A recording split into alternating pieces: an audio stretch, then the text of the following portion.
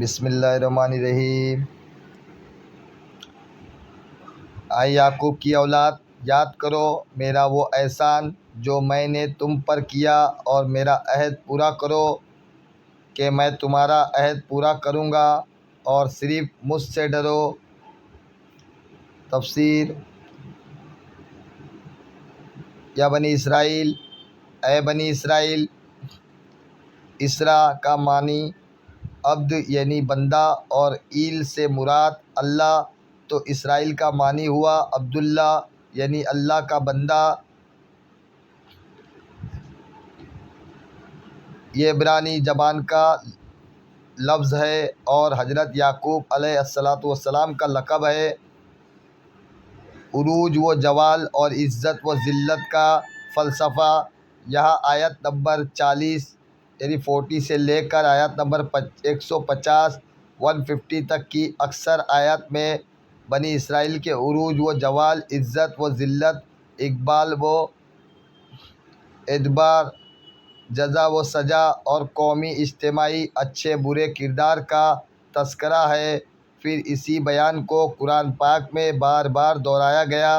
ہے۔ اس بار بار کے تکرار میں ایک بڑی حکمت قوموں کے عروج و زوال اور عزت و ذلت کا فلسفہ سمجھنا اور مسلمانوں کو اس سے عبرت دلانا ہے کہ جس طرح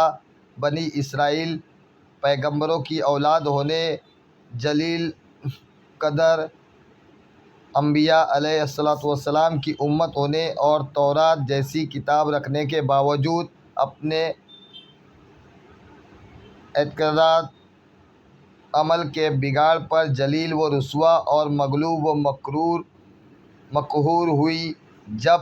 کہ توبہ و رجوع اور نبی و کتاب کی تعلیمات پر عمل کرنے کی صورت میں مظفر و غالب ہوئی، اسی طرح امت مسلمہ بھی اپنے عروج و زوال کے اسباب کو اسی آئینے میں دیکھ سکتی ہے۔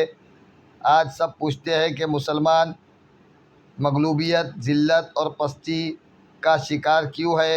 قرآن میں بیان کر وہ بنی اسرائیل کا قومی اور اجتماعی کردار اور موجودہ دور کے مسلمانوں کا قومی اور اجتماعی کردار سامنے رکھ کر معززانہ کر لے، خود ہی سمجھ آ جائے گا کہ اگر بنی اسرائیل کو کاٹے بونے پر کانٹے ملتے تھے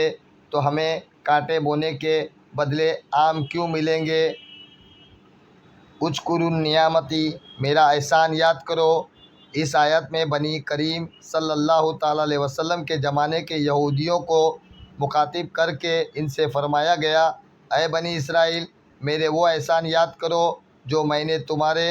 آباء و اجداد پر کیے، جیسا انہیں فرعون سے نجات دی، ان کے لیے دریا میں گزرگاہ بنا دی، بادل کو ان پر سائبان بنا دیا، کھانے کے لیے ان پر من و سلویٰ اتارا، ان کے لیے پانی کے چشمے جاری کیے، انہیں طاقتور قوموں پر فتح عطا فرمائی، اور توریت جیسی عظیم کتاب انہیں عطا فرمائی، اور میرا وہ احسان یاد کرو جو میں نے تم پر کیا کہ تمہیں اپنے حبیب صلی اللہ تعالیٰ علیہ وسلم کا زمانہ عطا کیا، جن کی آمد کی بشارت تورات اور انجیل میں دی گئی ہے۔ خیال رہے کہ یہاں یاد کرنے سے مراد صرف زبان سے تذکرہ کرنا نہیں ہے، بلکہ اس سے مراد یہ ہے کہ وہ اللہ تعالیٰ کی اطاعت و بندگی کر کے ان نعمتوں کا شکر بجا لائے، کیونکہ کسی نعمت کا شکر نہ کرنا اس کو بھلا دینے کے مترادف ہے۔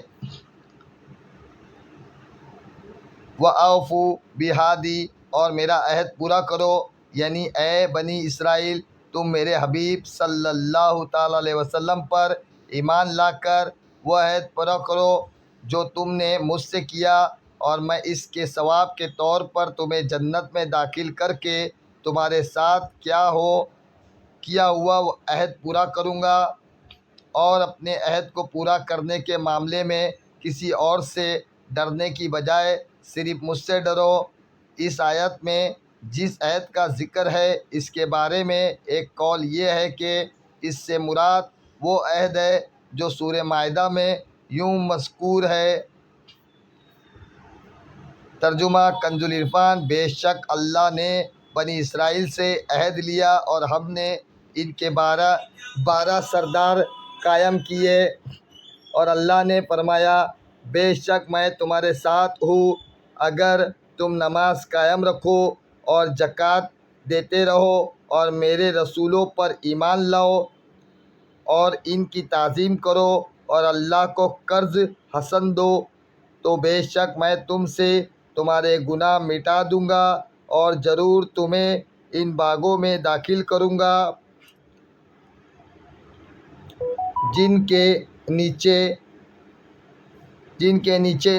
نہریں جاری ہے۔ تو اس عہد کے بعد تم میں سے جس نے کفر کیا تو وہ ضرور سیدھی راہ سے بھٹک گیا۔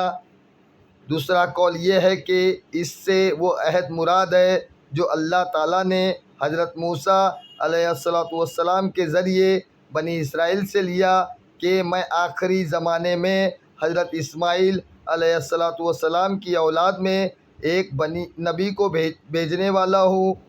تو جس نے ان کی پیروی کی اور اس نور کی تصدیق کی جسے وہ لے کر آئے تو میں اس کے گناہ بخش دوں گا اور اسے جنت میں داخل کروں گا اور اسے دگنا ثواب عطا کروں گا۔